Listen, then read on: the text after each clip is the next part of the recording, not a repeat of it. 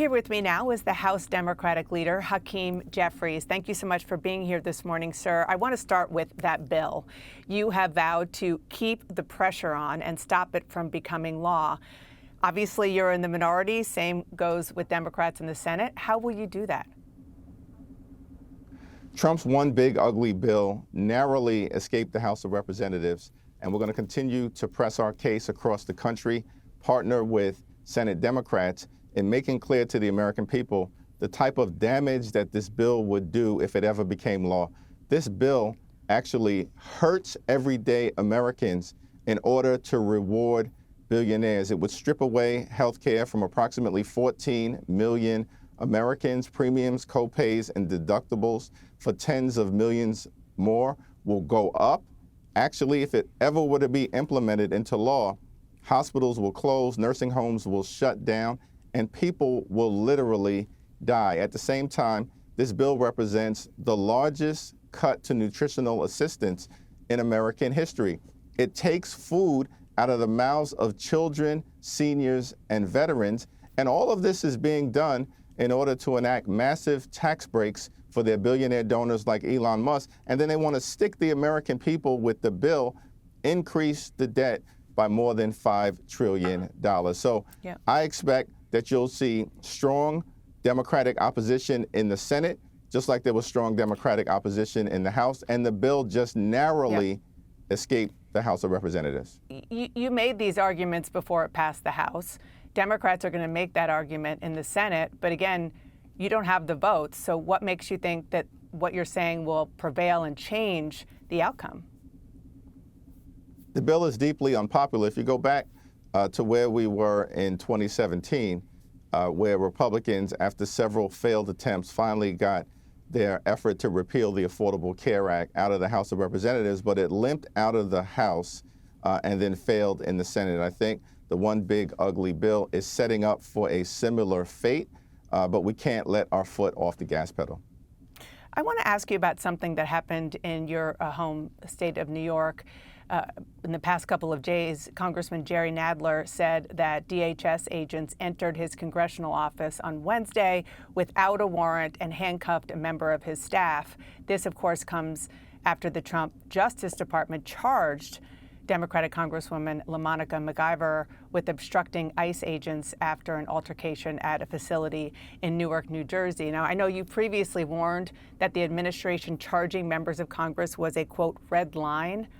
What are you doing now that the red line you talked about has apparently been crossed? Well, let me make clear that the House is a separate and co-equal branch of government, the Congress. We don't work for Donald Trump. We don't work for the administration. We don't work for Elon Musk.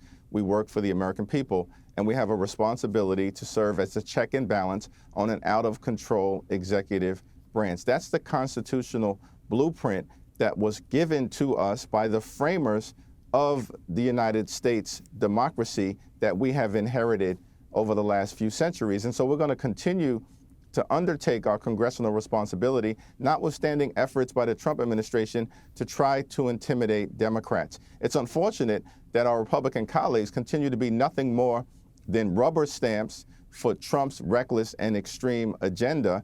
And the American people, I think, will ultimately reject that next year when we will take back control of the House of Representatives.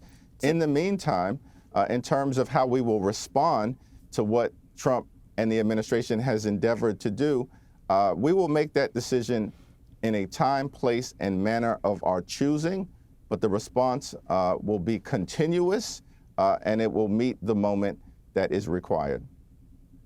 What exactly does that mean? Have you not decided how to respond? We've publicly responded in a variety of different ways. We haven't let our foot off the gas pedal in terms of additional things that may take place with respect to our congressional oversight authority and capacity. We will respond in a time, place, and manner of our choosing if this continues to happen.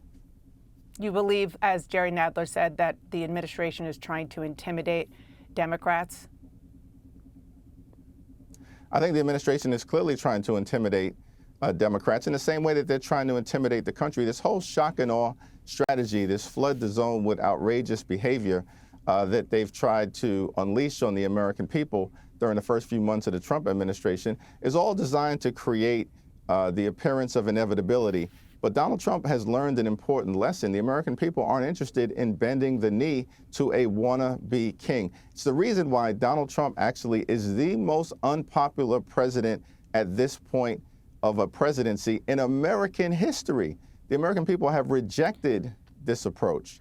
And we as congressional Democrats will continue to reject this approach. Mr. Leader, you brought up polls, so let me tell you about a new one that just came out here at CNN this morning. It shows that only 19% of Americans say that your party can get things done. 36 say the same about Republicans.